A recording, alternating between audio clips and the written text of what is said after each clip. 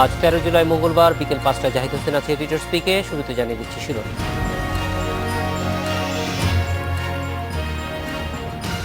সিলেটে শিশু রাজনের দেহে 64 আঘাতের চিহ্ন পাওয়া গেছে। মুহিত রিমান্ডে, আরও একজন আটক।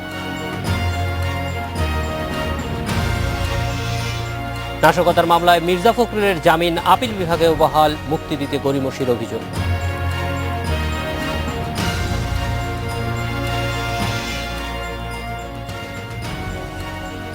ঈদ উপলক্ষে গ্রামে ফিরতে শুরু করেছে নগরবাসী। সময় মতো ছাড়ছে ট্রেন, বাস, লঞ্চে যাত্রী বেশি।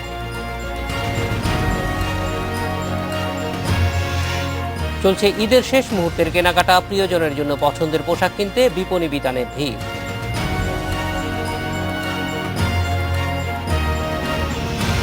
বুধবার সিরিজের শেষ ওয়ানডেতে মুখোমুখি হচ্ছে বাংলাদেশ সাউথ আফ্রিকা।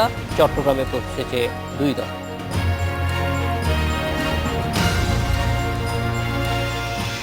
সিলেটের কুমারগাঁওয়ে গণপিটুনিতে নিহত শিশু সামিউল আলম রাজনের গায়ে 64টি আঘাতের চিহ্ন পাওয়া গেছে। মস্তিষ্কে রক্তক্ষরণে তার মৃত্যু হয়েছে বলে ময়নাতদন্ত প্রতিবেদনে বলা হয়েছে। মামলায় গ্রেপ্তার মুহিতকে 5 দিনের রিমান্ডে নিয়েছে আদালত। আটক হয়েছে আরও একজন। ছোট দেহটির পা থেকে মাথা পর্যন্ত আঘাতের চিহ্ন। এত নির্যাতন সইতে না পেরে রাজন ঢলে পড়ে মৃত্যুর কোলে। ওসমানী মেডিকেল কলেজ হাসপাতালের ফরেনসিক বিভাগে করা ময়নাতদন্ত প্রতিবেদন বলছে, রাজনের মৃত্যুর কারণ মস্তিষ্কে রক্তক্ষরণ। এই প্রতিবেদন পুলিশের হাতে তুলে দিয়েছে চিকিৎসক। রাজন হত্যার ঘটনায় বুধবার আটক মুহিতকে 5 দিনের রিমান্ডে নিয়েছে পুলিশ। আটক করা হয়েছে ইসমাইল হোসেন নামে আরও একজনকে। নির্যাতনের ঘটনায় শনাক্ত আরও 3 জন, কামরুল ইসলাম, আলী হায়দার এবং ময়না মিয়াকে গ্রেপ্তার করে বিচারের আওতায় আনার আশ্বাস দিয়েছেন পুলিশ। পোস্টমর্টম রিপোর্ট আমরা ইতিমধ্যে পেয়ে গিয়েছি। পোস্টমর্টম রিপোর্টে তাকে মস্তিষ্কে রক্তক্ষরণের কারণে মৃত্যু হয়েছে মর্মে আমরা মেডিকেল ডাক্তারি মতামত যেটা আছে সেটা আমরা পেয়েছি। রাজনের বাবা বলছেন, তার ছেলেকে সবচেয়ে বেশি নির্যাতন করেছে আটক মুহিতের ভাই কামরুল ইসলাম। ঘটনার পর তিনি সৌদি আরব পালিয়ে গেছেন বলে দাবি করছেন তিনি। চলে গেছে ওই দিন না বাদর দিন ওরা কিছু কিছু মানুষ আমার জন্য খাটতেছে তার এলাকায়, ওরা নিউজ দিতেছে। এই বাদর দিনও আপ ডাউন টিকিট করা তো তার যেতে গেছে কি। রাজনের স্বজনরা বলছেন, ভ্যান রিকশা চুরির যে অপবাদ দিয়ে শিশুটিকে পেটানো হয়েছে তা সত্য নয় কোনোভাবেই। এই ময়না চকিদারে বান দিছে, পুটির সাথে বান দিয়া বলতেছে সুর সুর। বুধবার সকালে শিশুটিকে নির্যাতন ও হত্যার ছবি ধারণ করে তা ছড়ানো হয়েছে সামাজিক যোগাযোগ মাধ্যমে। Shahriar Anirban, independent news, Dhaka. শিশু রাজন হত্যার সঙ্গে প্রত্যক্ষ ও পরোক্ষভাবে যারা জড়িত তাদের সবার বিরুদ্ধে ব্যবস্থা নেওয়া হবে বলে জানিয়েছে স্বরাষ্ট্র প্রতিমন্ত্রী আসাদুজ্জামান খান কামাল। ওই ঘটনায় যারা প্রত্যক্ষদর্শী তারাও দায়িত্ব এড়াতে পারেন না বলে মনে করেন মন্ত্রী।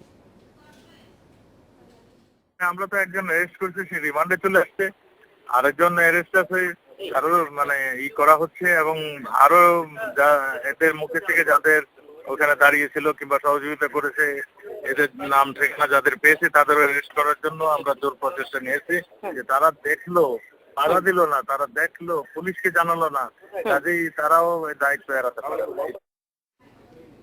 এ বিষয়ে কথা বলতে আমাদের সঙ্গে বার্তা কক্ষ থেকে যোগ দিচ্ছেন সহকর্মী শাহরিয়ার অনির্বাণ। শাহরিয়ার অনির্বাণ, প্রথমেই জানতে চাইব যে এই ঘটনায় এখন তদন্ত কতটুকু এগিয়েছে এবং সেখানে যারা এখনো পর্যন্ত গ্রেপ্তার হয়নি তাদের আটকের ব্যাপারে কি কি উদ্যোগ নেওয়া হয়েছে? দেখুন জাহিদ, ঘটনা ঘটার পর থেকে কিন্তু ওই এলাকার পুলিশরা বেশ তৎপর ছিল এবং প্রত্যেকেই এলাকাবাসী সহ যারা এই ঘটনার সাথে জড়িত ছিল তাদেরকে ধরার জন্য তারা কিন্তু মাঠে নেমেছে। তাৎক্ষণিকভাবে একজনকে আটকও করা হয়েছে। আজকে সকালে আরও একজন সন্দেহভাজন আরও একজনকে আটক করা হয়েছে। তো মূলত যে সবচেয়ে বেশি নির্যাতন করেছিল কামরুল ইসলাম, যার অভিযোগের কথাটা আমরা শুনতে পেরেছি রাজনের পরিবারের পক্ষ থেকে, থেকে। তো তারা যেটা বলছে যে বারবার যে কামরুল ইসলাম দীর্ঘদিন ধরে সৌদি আরব প্রবাসী, সে এই ঈদের আগে এবং বছরে 2-1 বার করে দেশে আসে। দেশে আসার পরেই সে সাধারণত দেখা যায় যে এলাকার যত উচ্ছৃঙ্খল ছেলে আছে তাদেরকে সে বিভিন্ন সময় সহযোগিতা এবং টাকা পয়সা দিয়ে সহযোগিতা করে থাকে এবং সেই সাথে বেশ কিছু মাদক চোরাচালানকারীর সাথেও তারা সম্পৃক্ততার কথা আমরা জানতে পেরেছি।